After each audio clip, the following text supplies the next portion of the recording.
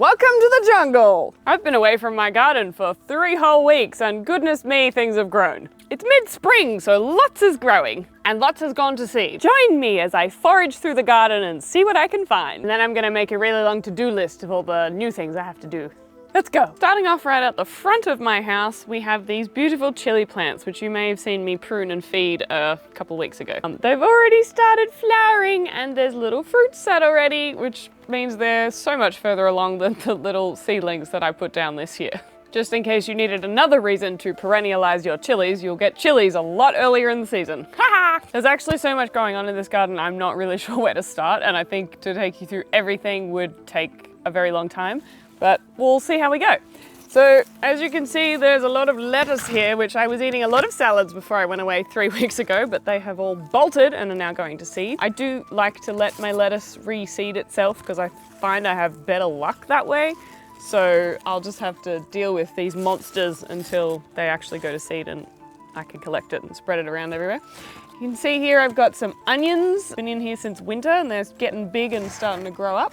Then over here, I've got some beans, which are just flowering now, so I can tell that beans are imminent, which is very exciting because I haven't eaten beans in a year, because we eat seasonally here, because vegetables.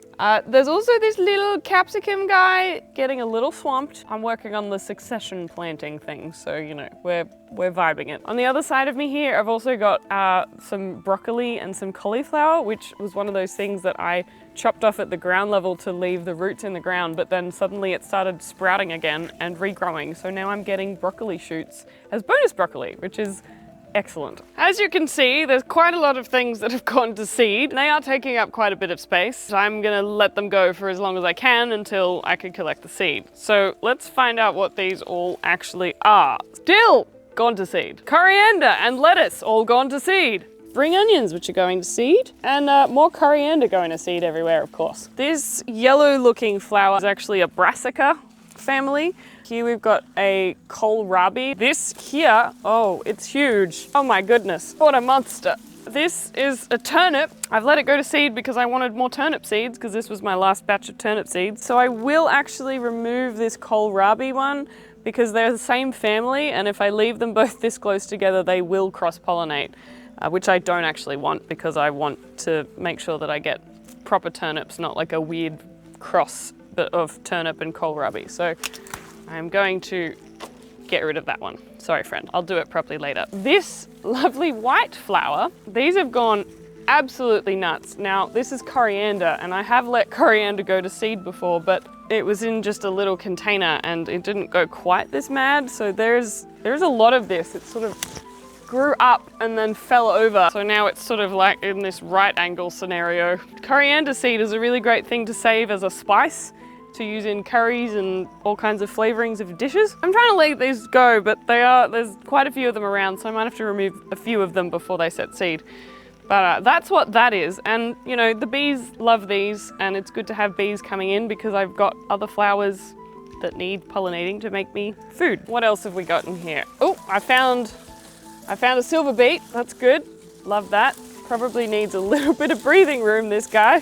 And then here, leeks. These are doing really well. These are probably about to go to seed themselves, so I might be picking those and making a leek and potato soup in the next couple of weeks.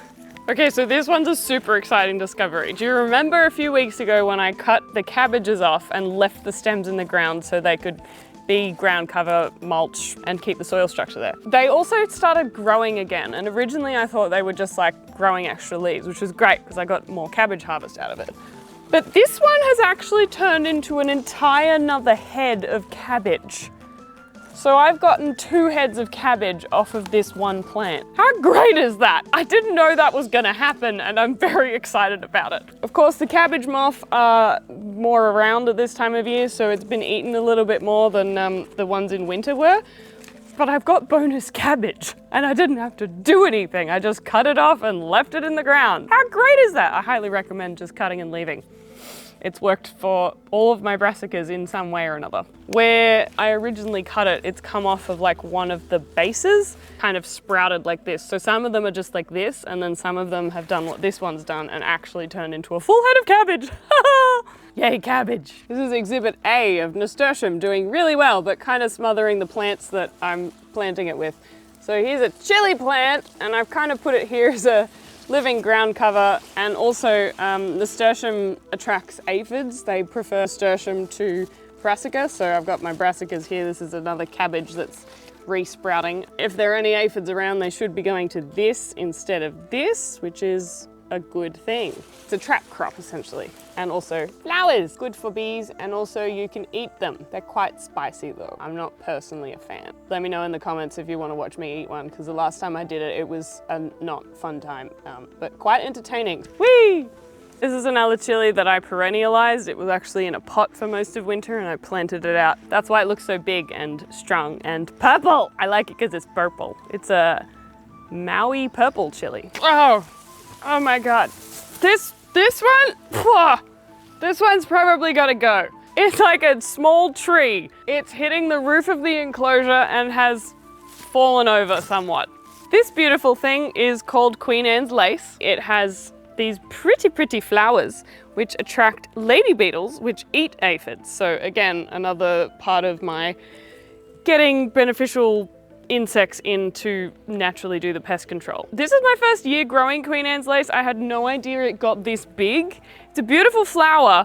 I love it and it's great for insects, but it is rather too large for this, so I will be chopping and dropping this as part of my to-do list. So much biomass. Stand up. Stand up. Ah! Yeah, well, Queen Anne's lace is like a very similar flower to a carrot. This is an actual carrot that's gone to seed, which is also as tall as me. It is in a raised bed, but they still get quite tall. These ones aren't quite out yet, but as you can see, similar flower type, and they do serve a similar purpose, so it should attract lady beetles, which are gonna eat some aphidy insects for me. Also, benefit of this is I get more carrots out of these, and carrots really can only be grown from seed if you want good results, as far as I can tell. Yeah, carrot, lady beetles, flower, woo! A slug has applied itself to my phone during the filming process. Really becoming one with nature in this garden filming process right now. Also, phoneception. This monster is a purple sprouting broccoli. It's a large bush at this point. It's been going for all of winter and into spring. It needs pretty cold climate and it takes a long time to grow and start producing, so it actually only started producing at the end of winter. But regardless, it's all of these spiky bits here are the bits we've been harvesting to eat. So it's been a very good producer this year. Chickpeas! It's the second time growing chickpeas. The first time they just didn't do very much at all.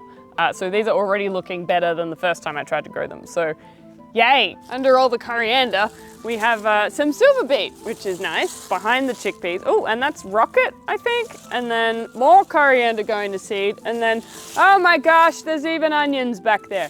Okay, those are getting very swamped. I need to do something about that. I'm gonna add that to the list. This is Tansy, which I planted as a kind of chop and drop, but I didn't realize how vigorously it spreads. So I might be removing this for the rest of my life. Anyway, we'll see how that goes. Also chickpea, and then more onion type things and potatoes, random potatoes. Didn't plant these, they're just popping up. And of course, the summer staple, zucchini, courgette, summer squash, whatever the hell you want to call it wherever you are in the world. It's zucchini here. And they are big and beautiful, and we're gonna be overrun very soon. And look, there's even one growing. Potatoes! This is a thistle and that is a weed, and that's very spiky, and I will be removing that when I'm not in a pretty dress. Ow! Calendula, calendula, gardenia, zinnia, calendula, calendula, gardenia, zinnia, calendula, calendula, gardenia, zinnia. Companion plants, companion flowers specifically. There's also nasturtium and borage, but I don't know what rhymes with that. Borage and forage rhymes together. I'll have to work on it. Grow borage in your forage garden. I'm not good at composing poetry under time pressure in front of a camera. Well, let's revisit this. Anyway, moving on to the garden tour. And that was just the in-ground beds. We haven't even started on the wicking beds, which are even more tightly packed. Again, I've been away for 3 weeks and I planted masses of tomatoes. They're large, they grow vigorously and quickly, and as you can see, they're freaking everywhere, and they're smothering all the other things that I've planted underneath. So I've got a fair bit of pruning and training to do to get these guys growing up in the right direction. At the other end, I have already started on this, so I will show you how I've done that in a moment. So if I push back the wall of tomato plants, underneath here we have, oh my God, mushrooms! I didn't plant those, they just came out from the mushroom compost. Got a little eggplant here, we got some sage, another eggplant, and then this, I believe, is a capsicum? I kind of just put these in here to get them to grow a little bit bigger instead of potting them up before I went away. It's worked very well. They've been constantly watered, just as the wicking beds would suggest. So at this end, I have already pruned and trained these tomatoes. I'm doing one row at the front up these lovely strings, which is a method I have done before. Kind of annoying because the way you've got to prune them is like high intensity, and then you have to come back and restring them all the time, but it's pretty safe spacing. Space saving words. And then at the back here, I've just sort of woven them in. I think I'm gonna end up needing to tie them up, but that's doing it for now. Oh, and I have a random cucumber here just because I don't like monoculturing, but tomatoes do really well in wicking beds, so we're kind of towing the line there. This is the first year I've tried growing a cucumber up a string, so we'll see how this goes. So far it seems to be growing up the string just fine, although I did have to tell it to grow up the string. But that's quite usual with cucumbers, they never go where you want them to. You've got to like put them places. And then I've got some basil, because basil and tomato go really well together. And I'm trialing celery, because celery kind of needs a cooler growing environment, so I'm hoping that in the shade and with less sun on it, it will do okay in there. We'll see if it gets too crowded and I might move them later on, but anyway, for now it's doing a good job of just keeping them alive while they get bigger. So yeah, basil and tomatoes this end basically, that's the main gist. So this is the other side of the IBC, so all the tomatoes are on that side of the world, and this side gets more like morning sun, so I had to put the shorter stuff on this side. So I know I needed some nitrogen fixing in there, so I've got a row of beans at the back here, which are, again, coming along nicely. Got some fleurs, which means the beans are imminent. And then in the front here, doing very well, like the best I've ever seen, is my beetroot crop. I think they're doing quite well because they like a lot of water, which the IBC wicking beds give them. And also there's a lot of mushroom compost in here, which is a little bit on the alkaline side rather than the acidic side. And as you probably know from my last video, a lot of our soil here is quite acidic, and beetroot prefers it on the more basic side. It's a basic beetroot. Haha! I've also got this beautiful eggplant, which again is doing very well. Then there's a cosmos here, there's a little fleur in the corner. Hang on. There's a capsicum in here too. We'll see how that densely grows and if I need to thin that out at all, but we're experimenting with small spaces. And the next bed along, it's similar mix of things. We've got a couple of beans, we've got another beautiful eggplant and some beautiful beetroot. And behind all of that, I've got a little row of carrots, which have come up from seed thanks to some family help. I'm experimenting with putting carrots at the base of tomatoes. The leaves will make like a living mulch down there, which I think will be quite nice, and hopefully their roots won't interfere with each other, but we'll see. So in my experimenting with growing more things in smaller spaces, I tried putting lettuce and onions together, so you can see there's onions between the lettuces, but now it was working really well because like the size of the small lettuce and the onions, like they worked well together in terms of levels. But now that the lettuce is going to seed, I feel like they're just kind of swamping the onions. So not really sure what to do about that. I've got enough lettuce going to seed, so I might have to get rid of these ones and let the onions breathe a bit, because onions also like lots of water, so wicking bed. Well, thanks for joining me on my slightly chaotic tour of my slightly chaotic garden. As you can see, gardening is not always pristine and curated. I think it's very important to show that things do get out of control, things do go to seed, and you know what? It's actually fine, because that's nature's ecosystem, it does that. So there's a few things I need to get on top of and do some clearing and pruning, but it's also just nature's taking its course, and I love that. That's what permaculture is all about. So thanks for joining me. I hope you learnt something in all of my waffling about my different plants and what I've decided to plant with each other. Stay tuned for another update later in the season, I guess, and I'll see you next week. Thanks for watching. Oh, also subscribe. Please like and subscribe and leave comments. And do you have any tips for me on what to plant where and stuff? I'm really bad at the outros, guys.